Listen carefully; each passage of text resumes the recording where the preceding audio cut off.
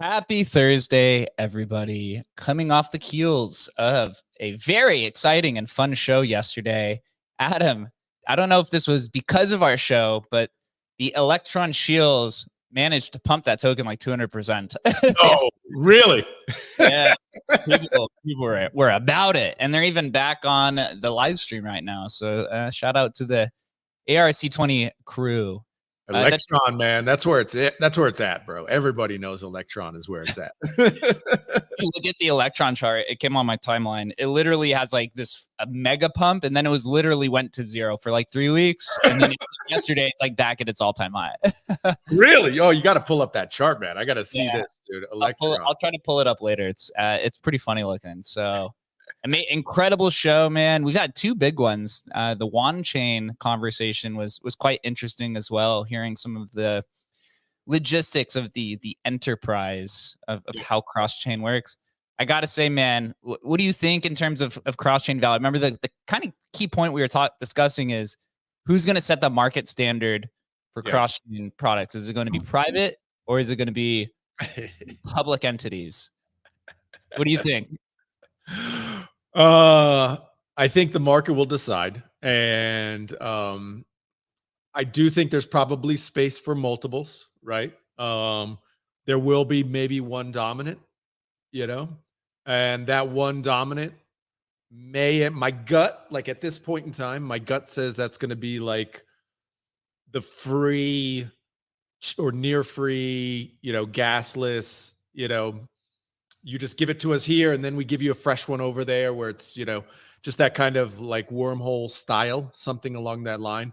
Tells me that will be the kind of overriding one, because the vast majority of stuff is going to be at or near free. And you want to be able to move that stuff around at or near free. Like, I think that's going to exist. And then there's going to be a whole nother part, and we're going to win that one. For the real stuff. The stuff capitalism is going to win in this. Capitalism always wins in this market. If you look at, dude. Look at every single creator who creates a protocol. Casey with the ordinals, Vitalik with Ethereum, XYZ with their protocol. It's never used the way that they're intended. It's crazy. Yep. It just shows that people are going to use these open source technologies the way that they feel, and because it is a true free market that's built off of meritocracy and is, I guess you'd say, extrapolated, or it has this exponential network effect. Once you get that adoption, man, it's hard. It's hard to break through that, even with, a powerful, strong leader like Vitalik coming out in 2021 and saying, yeah, I don't think this is the way NFTs are supposed to be used.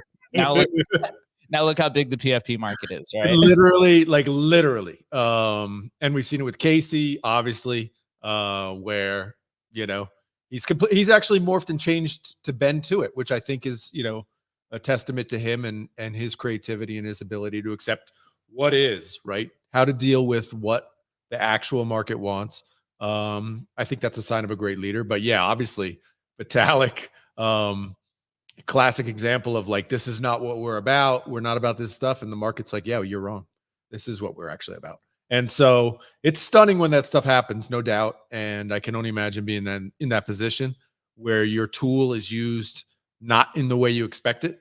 But I think most entrepreneurs, if you are fortunate enough to have that happen to you, when your community or your user base actually finds a use case for the thing you built, in some ways you have to completely embrace it, because it's rare. It's completely rare. That's what Emblem, embraces. Emblem Vault that was originally, created, or the idea was in 2016, implemented on mainnet in 2020. Shannon's original vision for it was actually DeFi. It Yep. was taking, Bitcoin, Ethereum, throwing in an NFT, and then putting it into some sort of DeFi staking protocol. Ultimately, the use case was UTXO based assets coming over to Ethereum, and now it's continually we've just learned, hey, you follow whatever the market's telling you is the best way to path to success. So Yep. it is, it's a fun time.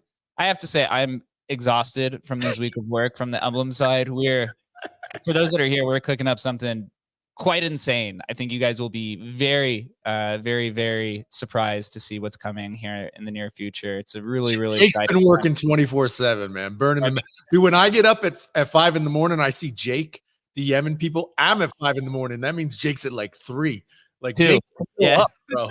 Like either he's still up or he took an hour-long nap and he's up again. So yeah, congrats to you, bro, on trying to pull off something. Really, it's going to be amazing if we're able to pull this off. We'll know shortly. Yeah, that we absolutely will. So getting into the market discussion, I want to present the first thing to Chris. We can't start the show without talking about how Bitcoin is just absolutely gig ascending. What's it at? I don't know if it's at like 52K. It's up, almost 10% on the week. I don't have the chart in front of me, but it's up quite a lot. Chris, what do you think is the cause of this? Is it the ETF that, is Wall Street and the institutions finally buying, like we heard, 8 years ago when we first joined the space? Yo, good morning. Good morning. Man, Jake has been working 24/7. He's been a madman. So hats off to you, brother. Keep it up. Real quick, Morgan did maybe want to join the live stream. So yeah, I've tried to invite him up. Morgan, make sure you're on your phone. Probably if you're on your desktop, sometimes it doesn't work. Or try, maybe closing out the app, re-entering. I haven't invited you. The live stream here. Let me see. Yeah, I was thinking about joining the live stream. Okay. And then as far as Bitcoin, what's going on? Man, these ETFs, I don't know if you guys have seen the numbers, but they're eating up like $300-500 million in buys a day. Yeah. That's like insane inflow. So I mean, it's no question that, it'll dampen the volatility, especially to the downside. Yep. And, it just kind of makes crypto or Bitcoin just much more accessible to the whole world.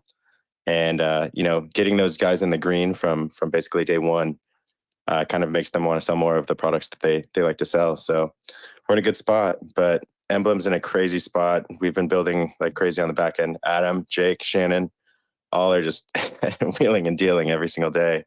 And the inscription market is hotter than ever. This has become kind of like one of our favorite shows to kind of go on because, in every single ecosystem, it's just booming. I don't know. It's kind of taken the whole crypto world by storm. You have, mainstream is finally catching on to Bitcoin, and then everybody inside crypto is just like full on focus on inscriptions across all chains. So kind of a weird dynamic, but pretty interesting. I did just to kind of get that. I don't know if you guys have received any of these over the last couple of days, but this past week I spoke with an old friend who's like semi into crypto, right? He'll have Bitcoin, stuff like that. And I was on a call with him and he's like, what's this bitmap I'm hearing about? So, and trust me, this is not somebody who's on crypto Twitter. Dude's not on social media. God knows somebody must have like DM'd him it, right?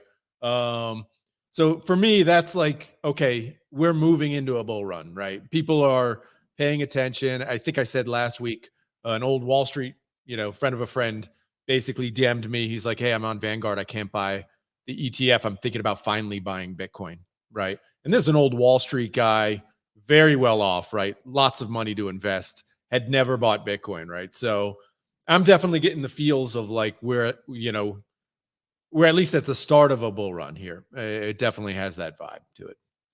Yeah, absolutely. So Morgan, I'm trying to add you to the stage. Also, Chris, I put the live stream link in our marketing and strategy channel. Could you just send that to him through DM, please? Yeah, Morgan, if you want to come on and show your face, man. Yep.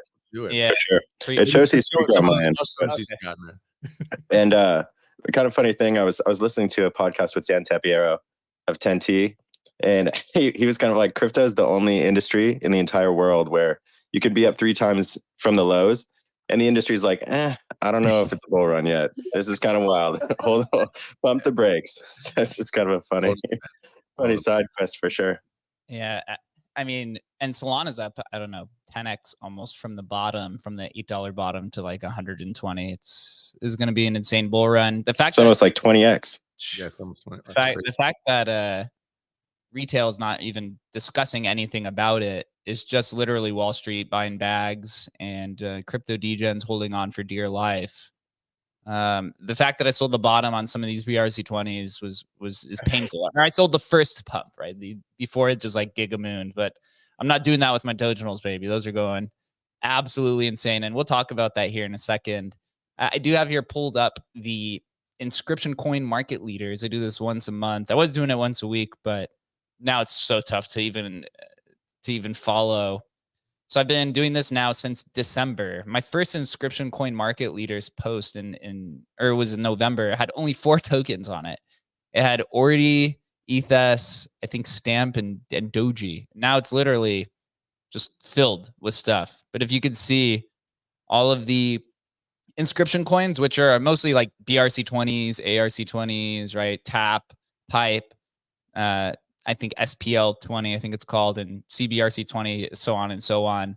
I like to post the market leader of each category to kind of just show, what's being built. So Ordi's at 1.4 billion, and everything else is just taking a massive hit. I mean, Ordi, this is from a few days ago, by the way. Ordi's still sitting around 1.4 billion. I think it got up to a $1.6 billion market cap. Atomicals is down like 30%. Ethos is down like 60%. Stamps and Doji are down 60 to 70%. Pipe is gotten some traction. I think it's up like 40% today or something insane like that because of the Karma airdrop, which I think, Adam, you might be getting. Have you been check my wallets? Have you been following this? OCM is doing a Karma airdrop, and they're rewarding, I think it's tap holders, pipe holders, and of course the OCM community. Yeah, I know they were doing, and I did see the breakdown, so I was like, wow, that's actually really nice, because as a OCM dimension holder, it was like you were the top of the airdrop food chain. But I know a lot of people, what they were really doing is it was encouraging people to move over to do the teleburn from Ethereum to ordinals, because you were lined up to receive, pretty nice airdrop. And then they just last week, I think, put out the list of who else was actually going to get the airdrop as well. So obviously included a couple of different communities in that. So yeah, I think the snapshots today, is that today? I was on a space this morning. I heard them talking about it. Yeah. So snapshot today at 3 p.m. PST. So you got about 7 hours or so until the snapshot is taken. Yep. So, I mean, look, the rough estimates were like, I was going to get, I don't know, $3,000 or $4,000 worth of token, Karma token. So that might tempt me to actually find that wallet. I don't know.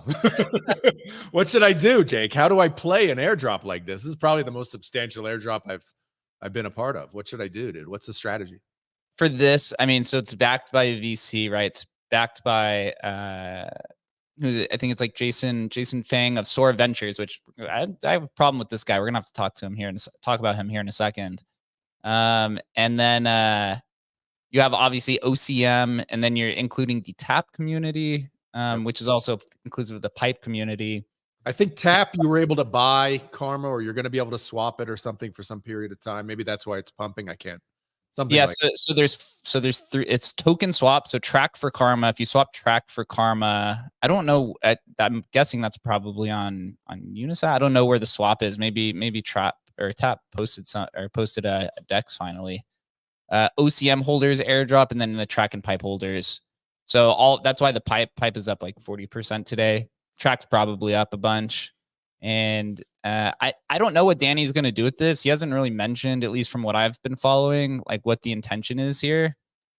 But I don't think it's going to be nothing. I think there's definitely going to be some integration. Danny's very creative in the way that he designs on-chain mechanics. I mean, the way that he's gone about.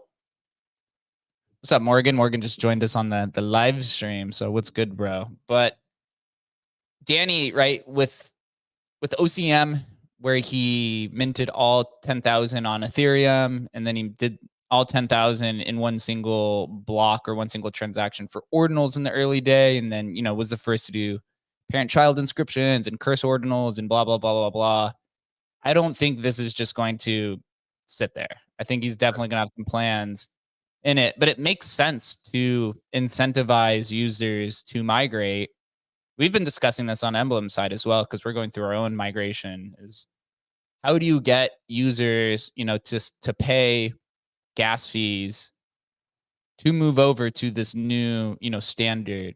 As we've learned through, the historical NFT community and specifically Mooncats, you'll never get fully 100%. I think the DGods community didn't even get 100% from DGods to ETH. The max I've seen around is usually about 80 to 90%. Yeah, that's actually a huge win. Yeah. So, and the best way to do it is, hey, dangle money on the other side. Yeah. Interesting. I don't know. It's like I see on the timeline people like, oh, you instant dump. Like that's what you should do with airdrops is instant dump. I don't know. We'll you never want to instant dump it. I mean, so the way that to play airdrops, if you're looking at like last year, if you played like the Blur airdrop or the Looks Rare airdrop or a handful of these, if you have like a large backing, like these VCs, like with Blur, there was a large backing with VCs. They're going to pump the token, right? They're going to get it listed. And there's different mechanics you could do to get artificial kind of hype, right? Different type of centralized exchange listings. Every time a sex comes after a sex listing, after an airdrop, the token pumps like 40%. Then you announce different types of integrations, partnerships. But the second you add utility, that's when you dump it. Once there's like an official use case for it, that's when you dump the token. Generally caters. I don't even know what I'm doing here. Jesus Christ. Why, Morgan? Why? What do you think? Are you not an airdrop guy? I love utility. Don't badmouth utility. Chris is a little bit better at trading strategies than myself. What do you think is the best way to play an airdrop? Sorry, Jake, but I instant nuke it, and then the kind of like the airdrop is during that process. That's like the most hype that anything can ever be. That's the most excitement that people will ever get. They're getting a bunch of free money, and then you can kind of just dump it, or maybe dump half and kind of reevaluate if you would buy that token from ground zero. And then your emotions are kind of reset. Your euphoria is a little bit reset, and you can actually decide if you want to purchase that token at those levels, or if you want to go back and kind of maybe just forget about it, move on to the next one. Interesting. I mean, for full transparency, I'm not selling. I have no desire to sell my OCM. I actually am a huge believer in Danny and what they're doing. And I think, looking at it, if we look back on ordinals, and I do believe ordinals is going to be successful, like on a global scale, and people look back and they're like, wow, what Danny did and what OCM did really pushed the boundaries of what was possible. I think Danny will really be recognized for that down the road for the incredible contributions he made. And I think, my dimension will hold tremendous value. That is my belief. Yeah, that's Adam's PFP, by the way. So the issue I have with Sora Ventures is what I have here on the screen. They posted today a Bitcoin landscape Q1 graphic, and they forgot two of the biggest protocols in the entire industry. They didn't list Counterparty here, which holds probably more value than everything outside of ordinals, right? I mean, Rare Pepe alone is, I think, a $500 million market cap. So that's ahead of literally all of these. It's bigger than a track ecosystem. It's bigger than all of these. And then in BTC interoperability, they forgot Emblem Vault. It's the biggest BTC interoperability protocol across the entire industry, not even just BTC, but the biggest thing we've been doing is literally bringing Bitcoin assets to Ethereum to the tune of over $200 million. So, we got to do some work here in terms of, I guess, just maybe that's our bad, not getting the message out. Or maybe, they're looking for just complete native experiences. This is what happens when you're the black sheep, man. Yeah.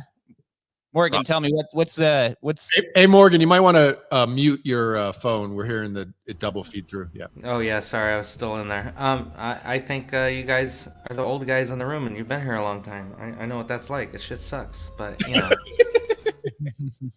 the old guys in the room. Yeah, the biggest one. Everyone likes the new shiny toy, to say the least. You know, if you got some lipstick, man, just paint Counterparty up. That's what I always used to tell J Dog. I was like, you know, we just gotta make it look prettier.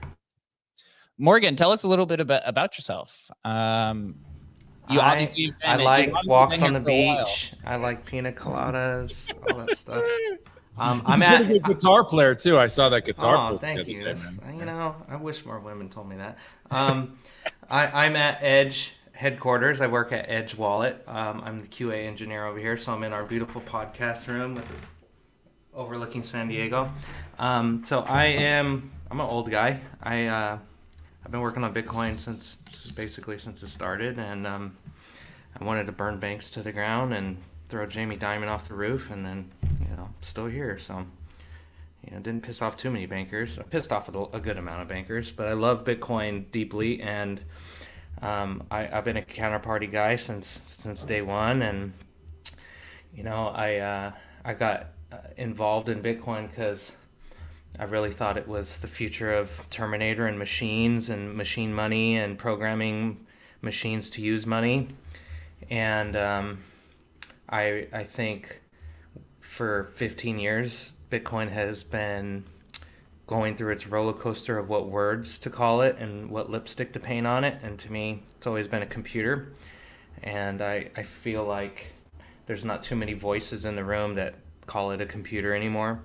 And recognize that it's the largest computer on Earth, and that's been like that since 2013. I used to work at Google as an intern doing AI stuff, so I got a very intimate relationship with AI, and I think Bitcoin and AI go together. I think Bitcoin and basically the internet go together. I believe Bitcoin is just a piece of the internet. I got to meet a lot of old guys like you in the internet days, Vince Cerf and Tim Berners-Lee and a lot of the old guys that made TCP/IP and the World Wide Web and things like that. And I think Bitcoin, to me, is this beautiful thing that just pushes computing forward. So that's why I've been working on it for a third of my life. And like all this NFT stuff and art stuff and experimental, uses of this technology, I've loved it. Counterparty to me was so cool because, you could do things that, the people who thought they were in charge of Bitcoin said you couldn't do. And I was like, that's why we made Bitcoin, is to do things we were told we couldn't do. And I love that. I think Counterparty was like the first time I saw Bitcoin actually get a real community of people. Like culture. Yeah.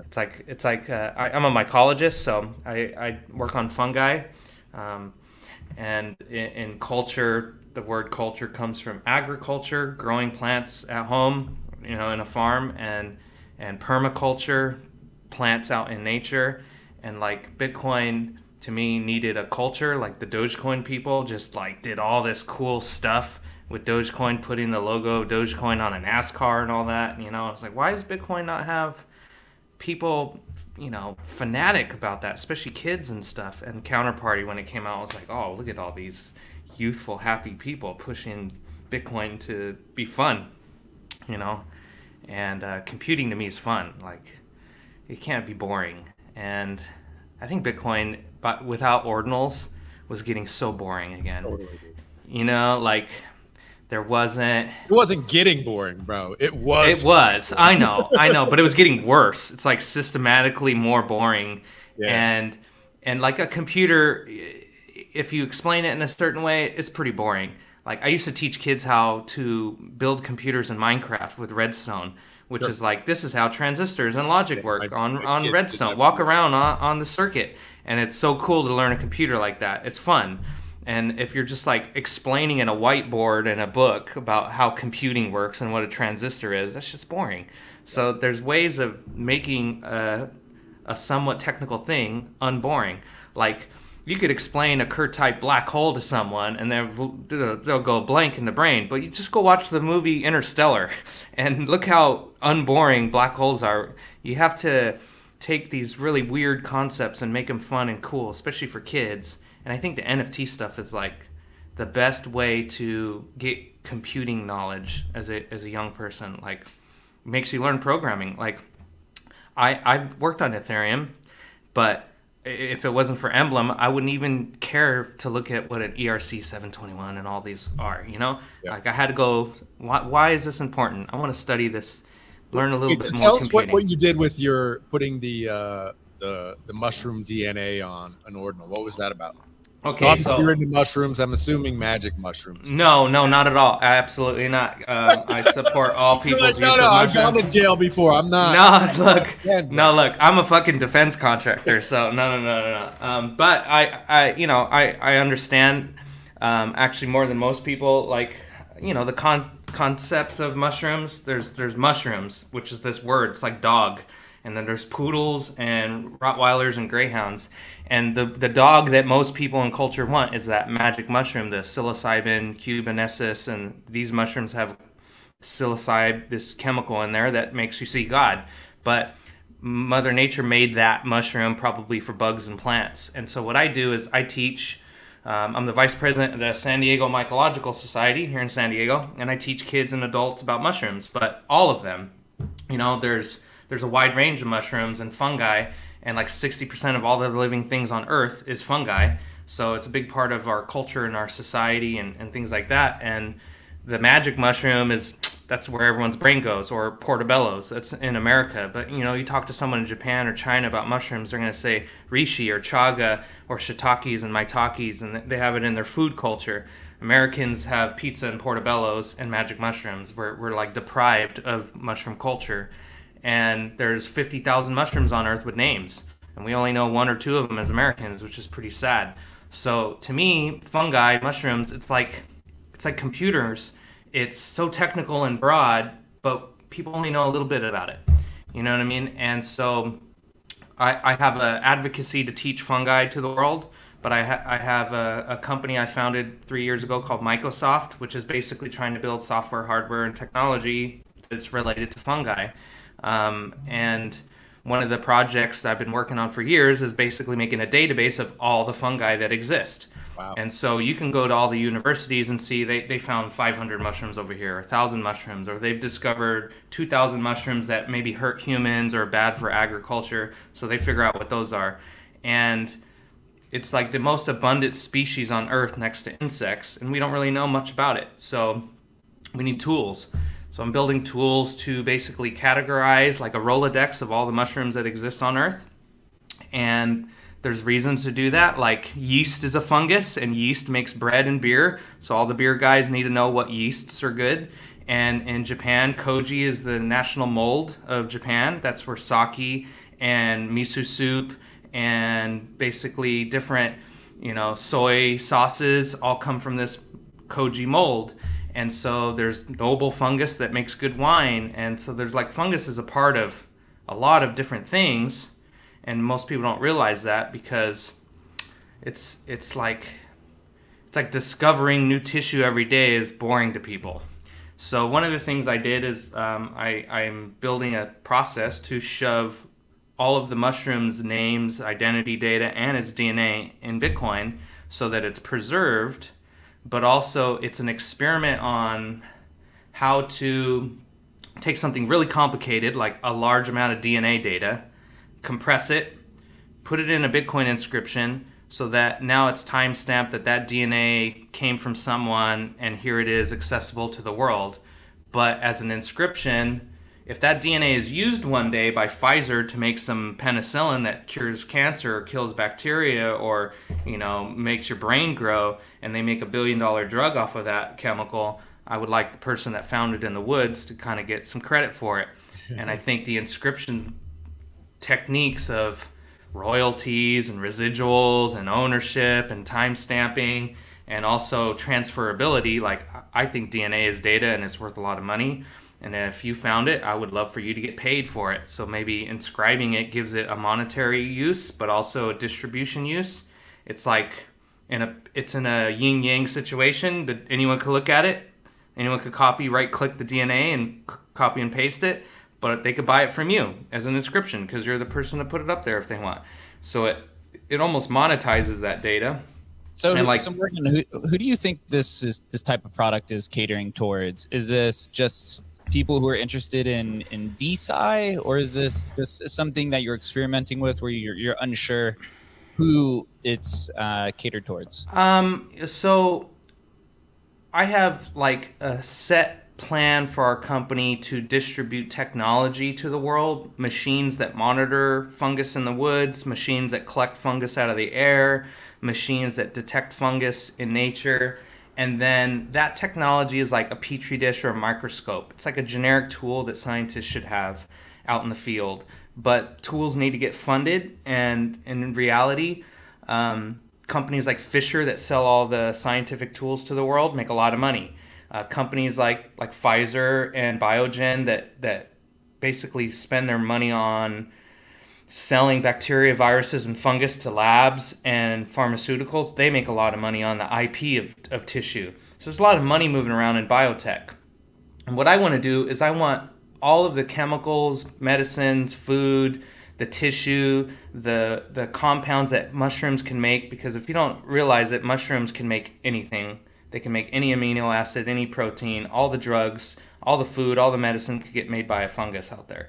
And the problem is pharmaceuticals and labs know that, and they just try to figure out how can we patent this organism and make medicines and things out of it. What I want to do is give all that stuff away for free. I want people to realize that mushrooms can make everything, and they could be cloned, and so tissue and DNA should be free, in my opinion, and the equipment is expensive. So what I want to do is monetize the tissue, the data, and if you had access to download a mushroom and basically grow that mushroom, and that mushroom can make medicines or vitamin C or hemoglobin, or it can make iodine, and we had a database of all the known mushrooms that can make all the known things, it basically makes that tissue accessible to the world, and then that data becomes worth something now. So I think selling a medicine for millions of dollars from a pharmaceutical is dumb when there's a mushroom that you could clone for $3 and it makes that medicine. So you're using Bitcoin as a permanent storage layer that makes it essentially is information, of public domain or CCO kind of mentality. And so this is kind of like a fight towards decentralization of free access of information towards the mycology industry. Yeah, and it's not just mycology. Like, this is just an experiment to show, because this is my wheelhouse, that DNA, very large amounts of data, in an efficient way can be put in a permanent situation like Bitcoin and distributed. And did you break that down on Twitter? I didn't see. Did you break down how you did that? Sorta. I mean, I've written some articles in Medium about it, so they're up there if you want to put them up in the thread. Like, since I'm not in the spaces right here, so if you guys follow my Twitter, you could throw them up there. I wrote a Medium article, what I call Mindex, the mycological index, and I broke down kind of how I used Ordinal's wallet to inscribe DNA. It was a very simple process. I took DNA, very large amount of DNA, save it for the lion's mane mushroom, and I found a little snippet of it, which is called the ISU, and it's like the identity tag in DNA. I G-zipped it, so I compressed it even more, and I gave it a title. I said, this is what I did, G-zip, this is who signed it, my name's on there, and then I put that in an Ordinals inscription. And then what I did is I SHA-1, SHA-224, and SHA-256 every step of the way, so there's a hash of every process when it's raw data, compressed data. Then I took the Bitcoin ID of the inscription and I basically combined it with that hash. And then I hashed that again. So now there's a record of every step of the way that this DNA was found, it was inscribed, and there's Bitcoin ID and hashes for every piece. So now that's like a model of taking a large amount of data, compressing it, identifying that data, where it came from and who did it, and putting it in an ordinal. So that, to me, is not just for DNA. It could be for a plethora of information, but that's a process I think ordinals is really good for, not just for art, but for data distribution, data management, data ownership. And so it's like very fucking complicated. And so what I want to do is try to make it monetizable and more NFT friendly, in the sense that, imagine on Magic Eden, we had a biotech Magic Eden, and all the DNA of bacteria, virus, fungus, plants, animals, insects was there.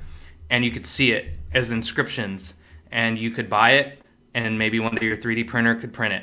Or maybe one day you could order it, and that tissue shows up at your house. Or maybe you found it in the woods, and you got a little $20 sequencer on your table. You put the mushroom in there, gives you the DNA, and it uploads it into Bitcoin. Now anyone could have it. So you're distributing information, tissue, and it's permanent. No one can get rid of it. If you change a letter of that DNA, it's a different organism. So now there's a record of when that DNA was edited or changed, or who found it.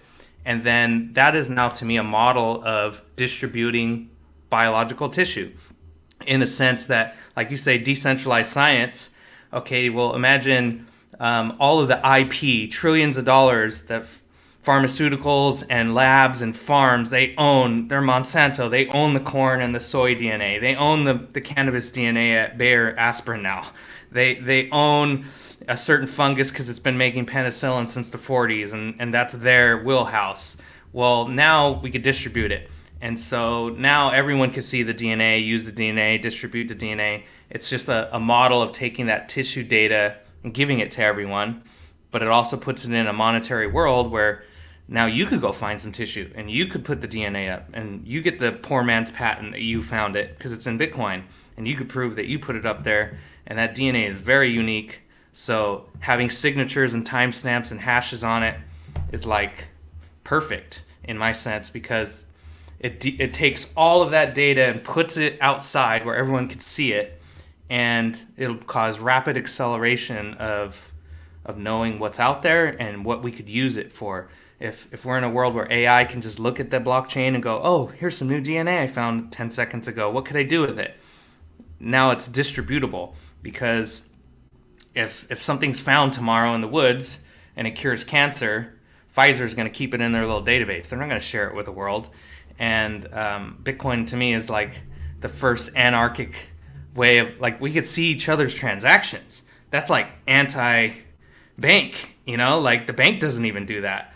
But like, it's private and it's non-custodial, and Bitcoin is almost, in a sense, like a better banking system because it's public. So in the sense of data, DNA, and biological stuff, making that public, I think will do the same thing to biology that Bitcoin's public ledger and public transactions did for financial data. Like, this reminds me, Jake, of the convo we had with the cross-chain platform chain the other day, which is like, he was talking about supply chains and how supply chains were an idea that like blockchain tech should have solved, a decade ago, and everybody was talking about a decade ago. And this has that same vibe, Morgan, which is like, you're talking about something that, vibes right. Like, this should happen, right? But we still may be a couple decades away from something like this happening, right? Oh no, dude, I'm doing it now. I'm in the next 10 minutes, you're gonna see Cordyceps militaris DNA go on an inscription. I'm doing it right now. I'm just trying to make it efficient, but I already talked to the ordinals bots guys, and I'm gonna inscribe 15,000 mushrooms at once. There you go. And so I'm gonna put it all in there very fast, and I'm what they call one of those effective accelerationists. Like, I'm fucking building it and going fast, and I'm not gonna ask anyone's permission. I'm gonna shove every piece of DNA I can in ordinals, and like, I love the spam argument about how ordinals is spamming Bitcoin. And there's that meme I put up on Twitter where the little cat is reading his newspaper and he's like thinking, should I put every known mushroom DNA in Bitcoin and then they'll never say spam again? like don't talk about spam. I will really bloat this thing up. I mean, I used to talk to Gavin in the early days, and I was like, dude, I want to make laundry machines and gas pumps take Bitcoin. And he's like, no, don't put 25-cent parking meter transactions in Bitcoin. You'll break it. And I was like, what do you mean? Eric Voorhees is over here, Satoshi Dyson Bitcoin. It's already spam. What are you talking about? And he told me, well, if you do parking meters, it's going to be too much. And if you do vending machines and gas pumps and laundry machines, it's going to be too many little transactions hurting Bitcoin. I go, Satoshi talked about payment channels. Let's do some shit like that. And he's like, well, we haven't figured it out yet. And that was like number 2 Bitcoin core dev, before it was core. And he was telling me, no, you're going to spam it. And I was like, number 7, And I was like, dude, this has been the spam. You ordinals people are destroying Bitcoin. I had that argument in 2009 with Satoshi's apprentice. You know what I mean? It's like, it's been there since the beginning. And I'm just like, you know what? No. Yeah. It's time to press it forward. Yeah. So I'm abrasive to anyone telling me not to do something, so I'm gonna do it. Very, very awesome, Morgan. Here you have a little bit static in the background. I pinned Microsoft to the top of the channel so that you guys could follow along with the Mindex and everything that Morgan's working on. Yeah, thank you for that, man. I appreciate the advertising. Yeah, make sure that you guys give him a follow. I mean, it's really interesting. We've had this conversation on the show many times about what can you do with inscriptions that isn't just speculative value that kind of mimics NFTs. And one of the main things we've discussed on here is storing important types of information that could be freely accessible, whether you're a whistleblower who has documents that need to be preserved, or if you want to go fight against the biomed kind of industry and take that type of stuff that they're monetizing billions of dollars off of and give it, freedom of access. I think that to me is my favorite use case of inscriptions. And if I wasn't at Emblem, that would actually be what I would be working on as well. So some sort of like library of knowledge. So really appreciate that, dude. Well, really, if you get Emblem rich and you want a job at Microsoft, I'm hiring all the Bitcoiners. I'm raising capital from VCs. I'm gonna make ordinals projects to raise capital, and I'm gonna try to build like the Apple, but the mushroom, and mushroom conglomerate, and like do all the mushroom things in one giant company, and then like that's the feature I want it to build. To me, I think there needs to be an Apple, a Tesla, a Google, a Facebook of fungi, because fungi to me is like the most untapped nature technology out there, and there needs to be software and hardware and coding and Bitcoin minded people working on that stuff, because it does take technology and tooling, Yeah, man. Apple of mushrooms. yeah. Why not? Dude, I love it, man. Morgan is a true Renaissance man. This is like amazing to talk to you, bro. It's awesome. Well, I appreciate that. I mean, I honestly, I love Bitcoin deeply. I got Bitcoin tattooed on my arm, like I'm gonna die with it. And so I think Bitcoin is like this huge evolutionary step in computing. And my dream is to grow computers, like grow biological computers. We got quantum computers. We have distributed computers. I want to do a biological computer. I want to grow wires and grow circuits and grow batteries and capacitors. And so that's my like moonshot for Microsoft, is to grow electronics. And, we got Neuralink, but that's some cool. people would say AI, you actually grow AI. AI is not like coded, it's grown. Yeah.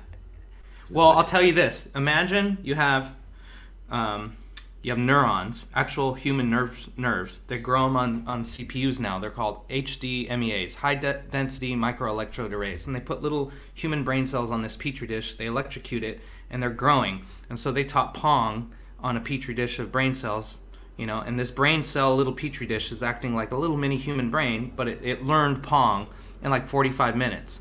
The artificial neurons, the virtual neurons, the neural network, it took like 5 hours to learn Pong. So you have virtual nerves and physical nerves, but the physical ones were much more efficient in learning this game than the virtual ones. So we have Holy virtual shit. AI. Careful where you go with that, bro.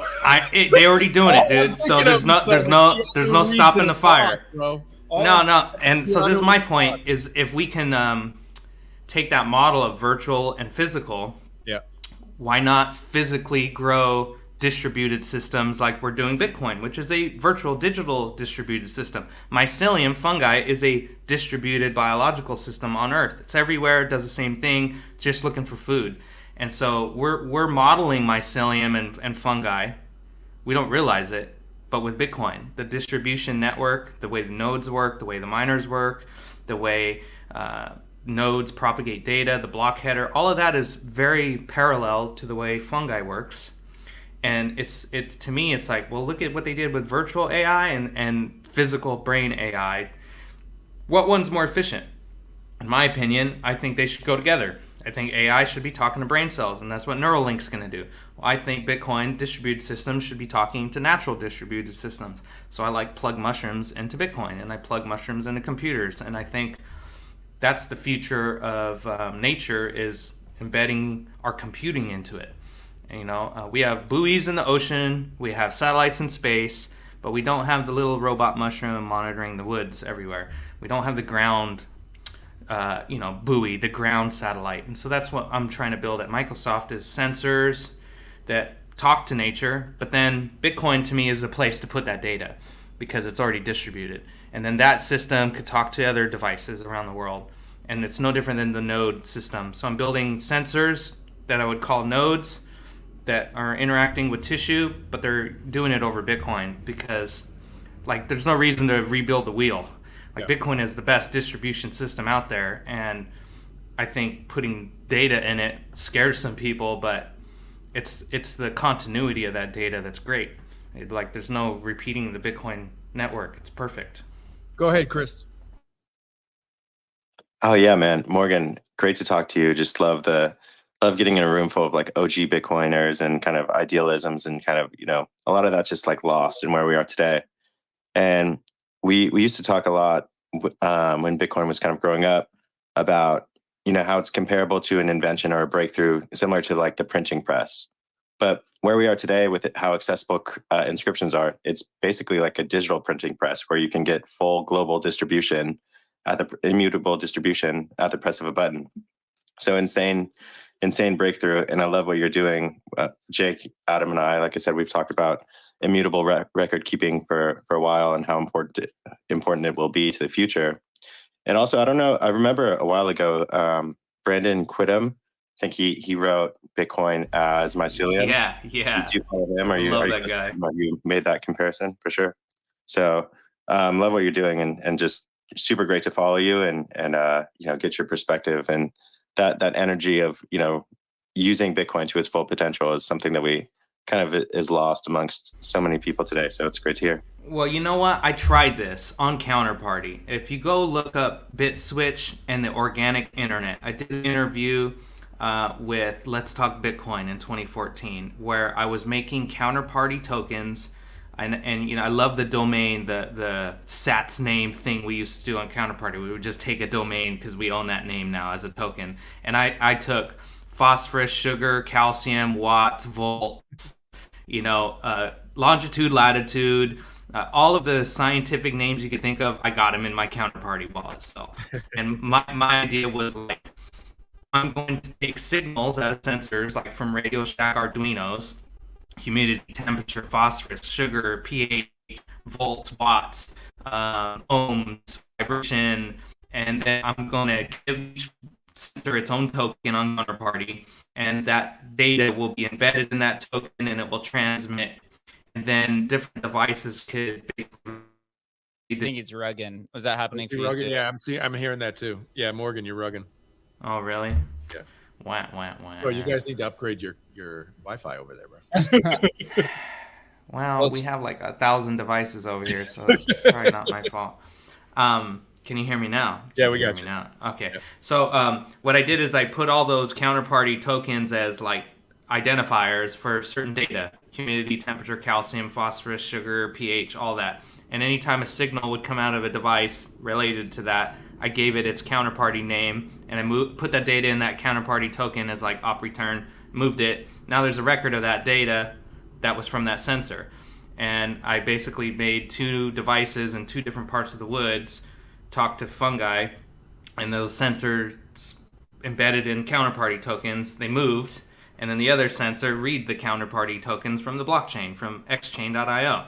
And so I was like trying to show people 2014, you know, like you can put scientific data in Bitcoin. It's counterparty, but it's Bitcoin, you know, and we can use Bitcoin to distribute sensors information. And so I did an interview about that. It's called BitSwitch and the Organic Internet. And BitSwitch was the code I made the first Bitcoin ATM out of. So it's like, if this Bitcoin address receives this much Bitcoin, make the $100 bill shoot out. And then I said, well, if this much sugar or phosphorus moves, then a light turns on. And I thought, like, smart contracting biological stuff into Bitcoin was really cool, and no one cared. and the Pepes took over, and I was like, damn, I should have made a mushroom meme out of it or something, you know? I didn't market it right. Like, science is boring. So I'm learning now, like, I have to do a little more NFT and sciencey. You know, just like Bill Nye, man. Go look at the pictures of me in my cool mushroom hat. I'm trying to, you know, make it cool and fun. But there's also got to be some innovation, and I think Ordinals is like the innovation in that the inscription in Bitcoin, like I couldn't put everything in an op return, but I just figured out how to shove a massive amount of DNA in a Bitcoin transaction that's there, and I think that I was like, why didn't I think about that 10 years ago? And so now I'm just going to keep doing that because I think it's a good method of showing people massive amounts of data. The most massive kind of data we have, DNA, you could even put that in there, you know? And I would ascribe everybody in the world to shove all of the DNA in Bitcoin as much as you can. I don't want to be the only one doing it. And if you find some mushroom tissue, let's get it DNA sequenced. Let's shove it in there. Mushrooms are going to take down Bitcoin, man. No, you know, it's look, Bitcoin's $1 trillion thing. There's multiple trillions of dollars of IP in the biological world. So it's just going to give us a 10x, man. Like, you know, you think art's worth a lot of money? Imagine Pfizer buying DNA on Magic Eden. You know what I mean? Like, think about Illumina, the DNA sequencing company here in San Diego. They got 50,000 employees. They're like a multi-billion-dollar company that just does DNA sequencing. Thinking about their machines talking to Bitcoin every day.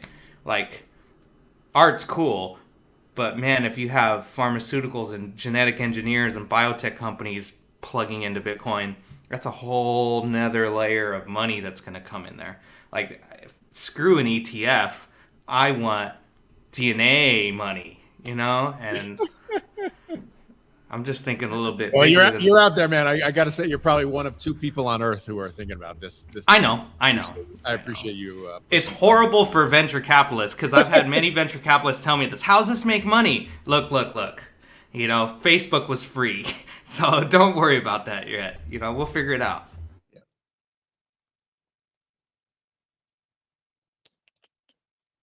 But, you know, I also want some advice. You guys got to show me how I can incorporate Emblem because I got some Emblem coins and maybe I should do some DNA Emblem.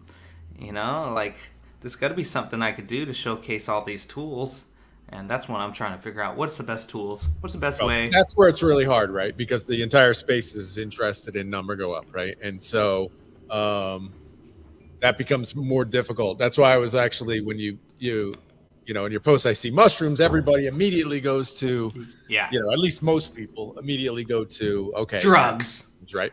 And so, I actually would say, well, you should push the envelope, not to do anything illegal, right? But to, you know, hey, this is the first psilocybin. Oh, I'll throw it in there. The DNA is free. You have to create something of interest. You could, you know, partner with Shroomtoshi. And you know, stuff like that. You know, it's all about. Well, I'm all for the science there, though, for sure, because like I'm actually hosting Fungi Fair here in San Diego on Sunday, and so we do our annual Fungi Fair where we literally have vendors, farmers, and I'm going to be there showing off lab equipment and everything. And so I'm like fully immersed in the industry in that You go out I'm and like hunt advocating. for mushrooms on the weekends, like you go. Yeah, so our club here, this is our logo, SD Myco, San Diego Mycological Society. We're part of the North American Mycological Association. There's little clubs everywhere in the United States and Mexico and Canada. And so as a member, it's like $25 a year at all these clubs. We go foraying every month. We find stuff, we bring it, we identify it. I'm part of Fundus, the Fungal Diversity Survey, where we take tissue, chop it up, send it to get DNA sequenced, and we figure out if it's something new or useful. And so I'm already doing that on a deep level, foraying, finding tissue, DNA, barcoding. And so it's just the next step to put it into Bitcoin. And there's not too many people who have that like background and responsibility to actually do that. Like I'm one of the only people in San Diego gathering mushroom tissue. And so it's just like not a big step for me to put it into Bitcoin since I'm a like rabid Bitcoiner. But like also I think that's a big part of the cultures. We get to go outside, you get to go experience nature, and us digital Bitcoin, people who are on our phones, I'm all for bridging us to more nature inclusive things. And so like mushrooms part of human culture. Everyone loves it. Everyone loves fungi. Morgan, have you linked up with that? I'm pretty sure his name's Brandon Quittem from I've talked with him. Mycelium. Yeah. He's a swan now. You definitely should, because there was a distinct point in time where I think he dropped his article, and basically everyone, the industry was really small, but everyone was like, wow, like that is like incredible. Yeah. There's so many similarities between, all the different types of mushrooms and everything like that. You guys would be a huge fit. And that really kind of took over the industry for a little while. So I would definitely recommend I've talked with him a few times. I'll try to, I'm a collaborator, so I'll definitely reach out to him again. But there's only so many people that have that mentality too. So we're far. Let's go to. I saw Bench had his hand up. What's up, bro? Yo, hey. So I know Adam and Jake know me. Morgan, I feel like I've seen your name. Most people don't know this about me who would know me in this space, but my background, I actually have a PhD in biology related to sequencing DNA. Awesome. And I was also into Counterparty back in the day. I was actually part of the Rare Pepe scientist curation team. And back to like what you were saying about stuffing DNA into the blockchain, I did participate like in this experiment basically where I got to sequence my own genome with like Illumina HiSeq. That's and awesome. You get like the variant calls, and you use like IGV, like Ingenuity variant analysis, and you can like look at that to find your SNPs and stuff like that. So I just saw, and I came into this a little late, but you were talking about like how you could stuff this large genome into, and the technical aspect of it, I'm actually probably not going to ever understand how you could fit gigabytes of data into there. But am I understanding correctly that this is like the reference genome that you would load if you were going to take sequencing data to basically use like whatever you're going to do, like HiSeq to align those hits? Yeah, like what I did is I basically took the triple helix DNA, the ISU, which is basically the tag of DNA, not in the gigabytes of this is all the genome, just the thing that says this is lion's mane, this is cordyceps, this is turkey tail. And so it's basically like the piece of DNA where you can look at another one and go, that's different. And so I took that, I compressed it in an open source compressor like gzip, and there's Brotli and all these other compressors, but I took that paragraph or two of ISU DNA code, and I compressed it, and then I gave it a little title that said my company Microsoft, here's the name lion's mane, Hericium erinaceus, and then this is DNA ISU in gzip format. So now people could look at that and go, oh, that's what that is. And then all you have to do is go in the inscription and go, what is this scrambled compressed data? You copy it, you go put it in gzip, which is publicly accessible to everyone on Earth, and you do decompress, and there's the ISU of the DNA. So it's, to me, just kind of a simple process to like teach people that you could take a large amount of data, you could find the piece of data that's significant, you could even compress it even more, you can inscribe it in Bitcoin, and now everyone in the world looking at an explorer, whether it's software or people, an indexer, can read that and reverse it. And so now Yeah, it's so just here's the question of what you could do based on like what you were saying and based on just what I was saying about getting individual reads. So you were talking about having like sensors, right, all over the world that were so if that, so getting just to like the marriage of the technology, so we have these like parent-child inscriptions, right? You're familiar with this concept? Yes, I am. So if you could, so if we have like a reference lion's mane, right? But then lion's mane grows in like a bunch of different places, probably throughout the world or wherever continent it's geographically located. Is you could think about like samples as child inscriptions to the parent reference genome. That's exactly right. And then, as an example, when you do as a parent-child, like where we're upgrading code, like say if you look at the ordinals, like the Pizza Ninjas, how they have their Super Nintendo ROM in there, and then they could upgrade animations in the back end of the JavaScript, and they could upgrade different things to their NFT project, and it's constantly adding to it. That's exactly right, in that you could say, here's lion's mane DNA. People could just use this SHA checksum, right? Like as a header.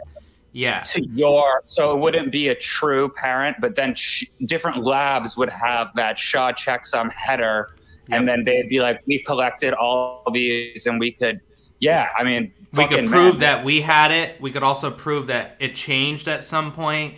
We could also prove that someone in the woods who had no incentive to talk to biotech people found it, uploaded it, and if for some reason down the chain of pipeline from forest to lab to farm to grocery store, that if that becomes a monetized tissue, that all the way back to the guy in the woods in Chile that found it and uploaded it, maybe get some credit for namesake, or maybe monetized, or maybe residuals. There's some process there that I found it. Thank you. I cured the world because I found penicillin. Like, think of the guy in the 40s that found penicillin on a rotten piece of cantaloupe. Penicillin saved the United States. Yeah, he saved the world. World War II would have lost if we didn't have penicillin. Everyone would have died. And so he saved the world. More important than the guy making nukes. They got an Oppenheimer movie. They don't got a movie about the guy that found the rotten piece of cantaloupe. But he saved the fucking world. Yeah, no, sorry.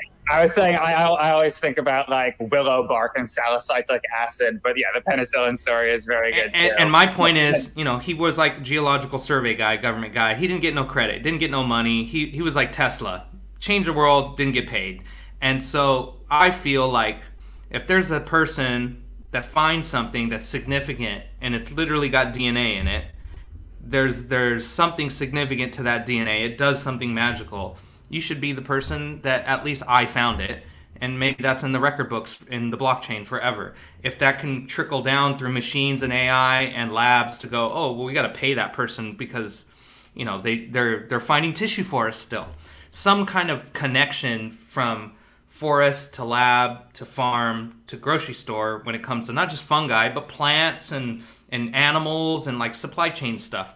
We got to figure out this efficient standard process of how to get DNA from everything to the people. That's what I want to do. So I'm just using fungi as the model because that's what I know.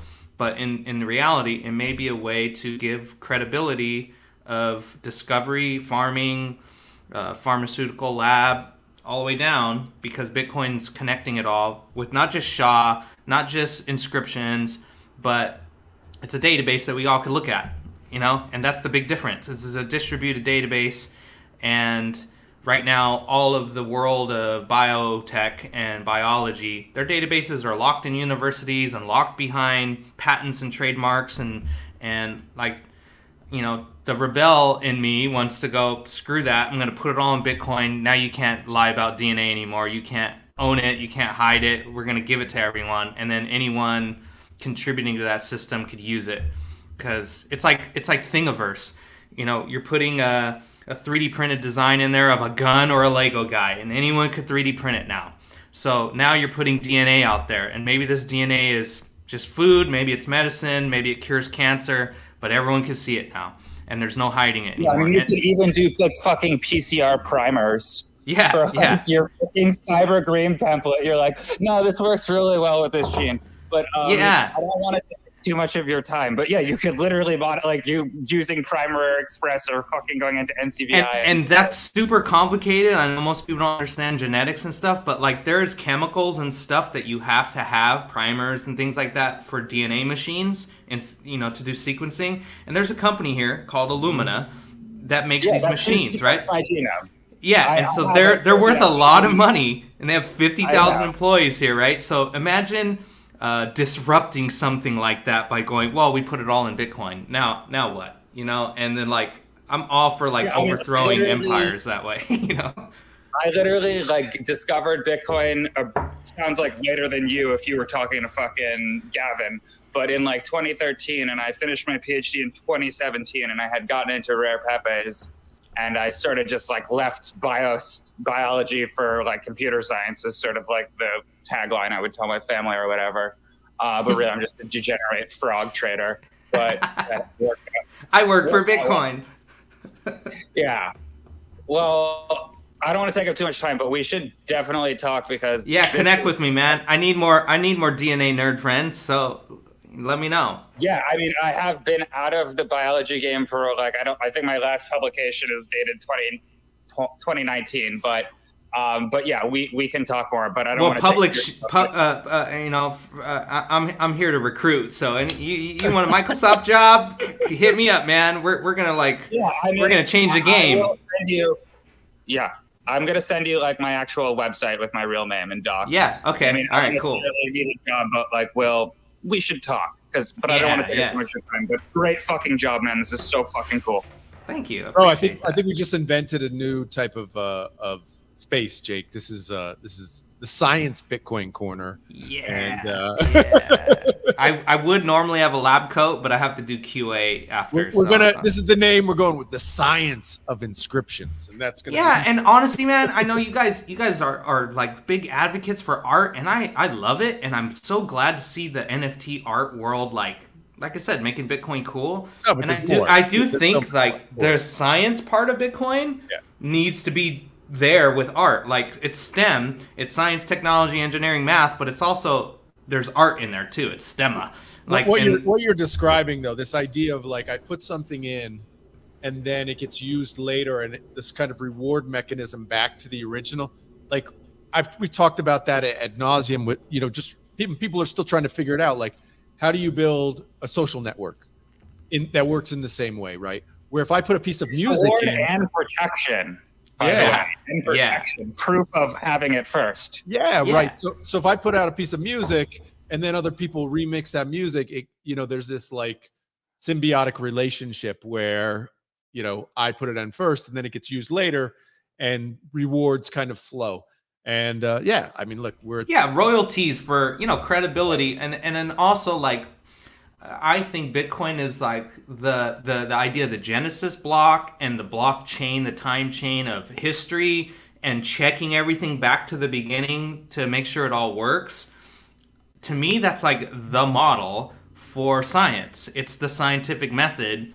The blockchain to me is like the computer version of the scientific method, in that you're checking white papers, you're checking experiments, you're checking trial and error all the way back to the beginning, the Genesis block. So now you have the Genesis experiment, or the Genesis DNA, or the Genesis tissue. And then everything that has changed from it, the time chain, the blockchain of mutations in DNA, the change, like he said, the parent-child. Who found this one? And I found this one, and I found this one. Is this a cousin of this one? It's like the ancestry, the Merkle tree of DNA. And I think like Bitcoin is the model for that. And it should just be applied to not just art and not just money, but, I'm friends with Mad Bitcoins, and Thomas. And years ago, we were like, oh, money is just the first app. And Andreas used to say that. Money is just the first app on Bitcoin. Okay, so art, obviously, is the second app.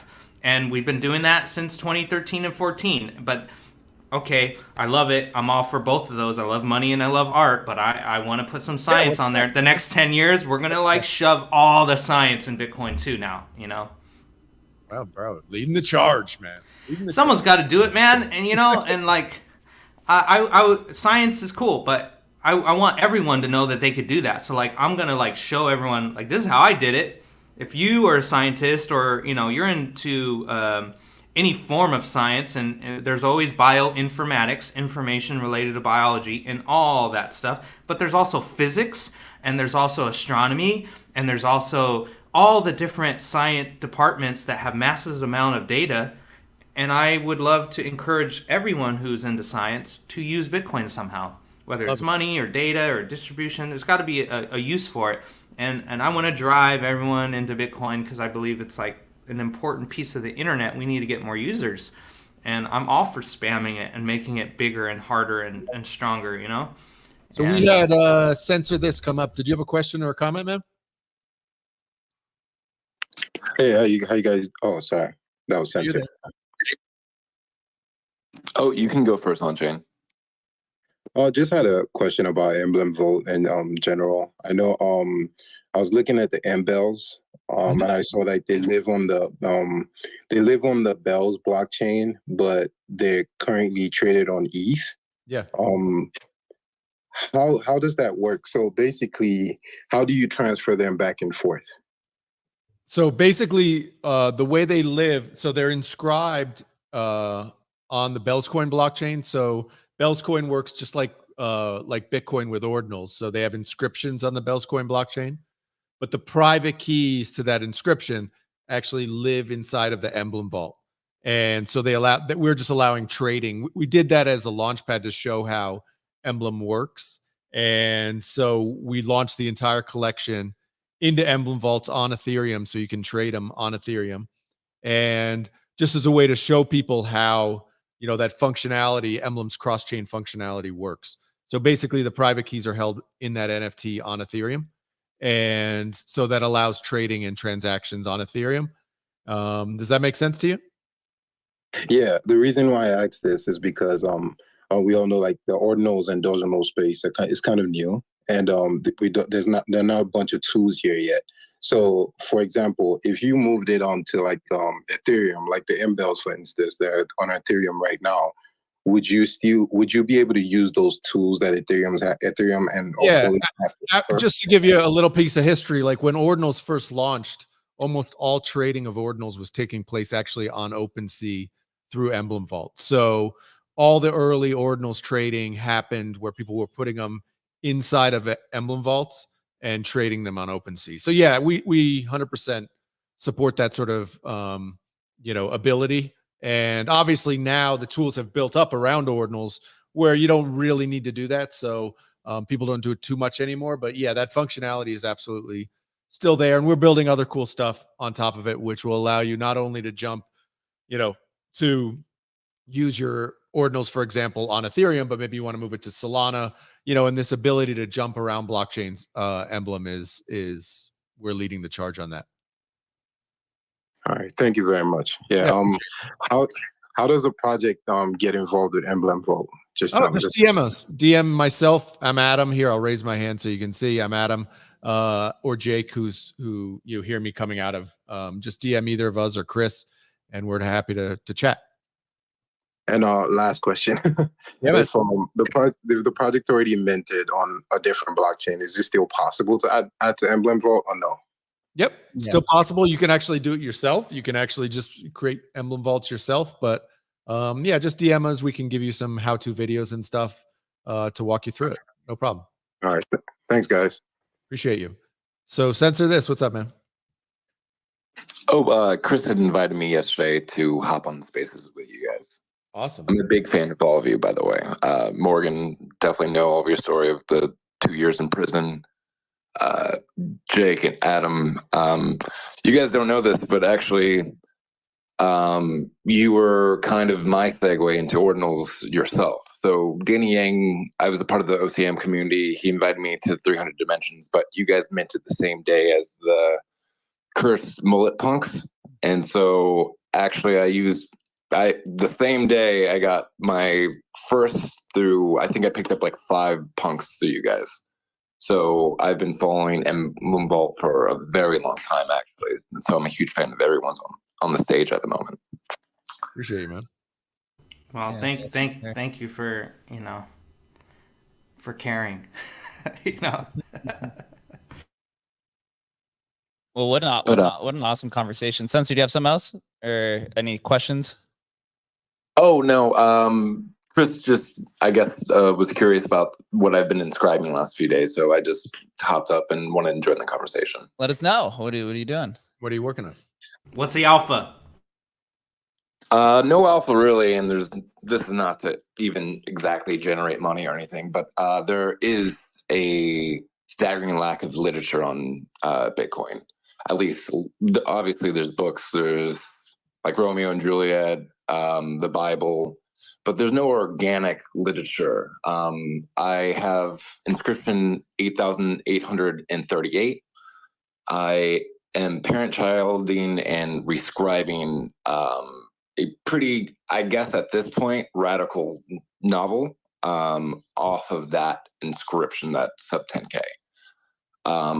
Ultimately, I had gotten together with the Cyberpunk Lab, let's say back in August, and I was working with Neuro and Eloc, and they helped me run a node and learn how to parent child and XYZ. And my original novel that I was going to come out with first, but I'm still working on this. It just kind of took kind of the back end after I kind of got super passionate on this work of art, because obviously the medium.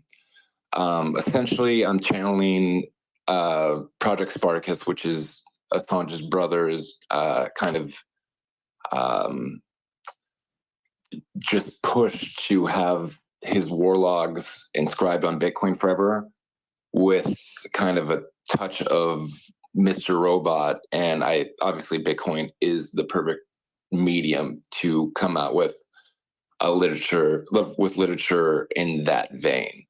So that's what I'm working on. That's what kind of I've been inscribing the last few days, and I'm launching the novel on World Press Freedom Day in May.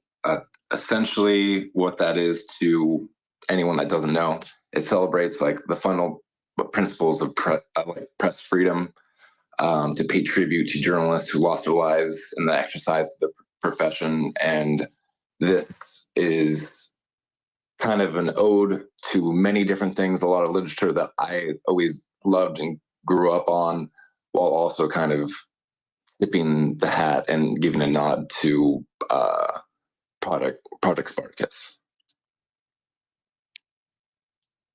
Very interesting, man. It's kind of like this conversation, just using Bitcoin as a storage layer. Yep. Who knew Bitcoin was going to become Filecoin? Oh my god. Hey man, I QA Filecoin every day. That IP, the interplanetary file system, that shit is nuts. It's too much. Bitcoin's cool. I'm gonna wrap up this space. I actually got to hop on a call here in 7 minutes or so. Morgan, appreciate. Excuse me. Yeah, for sure. I just sat back and listened the entire time. It was the first time in a while. So you and Benj going back and forth was quite interesting, thinking about ways you could use Bitcoin that isn't just speculating on PFPs and cats, I guess. Yeah, very cool to connect you with Benj. I love that happened. Yeah. I'm shamelessly recruiting anyone that loves mushrooms and Bitcoin and technology and biotech. Like, hit me up, because I'm gonna get that VC bag, and I'm gonna hire all of us, and we're gonna have a giant mushroom Apple headquarters, and it's gonna be sick. So the apple of mushrooms, baby. Yeah, Let's do it. You think an Apple II on your desk looks cool? Imagine a growing computer.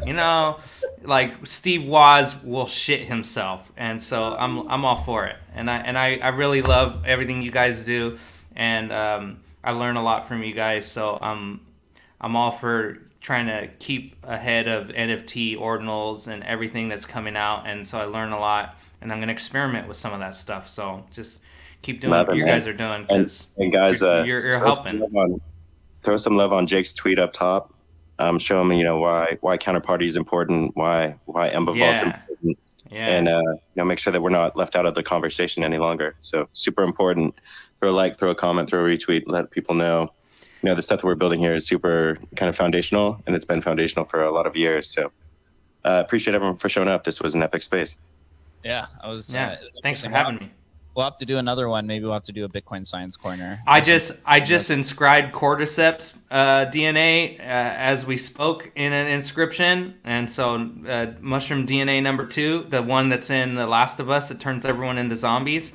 So I just put that one up there, and I'm gonna keep pushing mushroom to the future. But like, if anyone wants to help me do some weird ordinal stuff with this, hit me up, because I'm all for learning, and I want to try some Emblem Vault. I'm gonna maybe I'll put like 1,000 different DNA inscriptions in an Emblem Vault in one, and then we could like, hey Pfizer, you want to buy an Emblem Vault of all the DNA?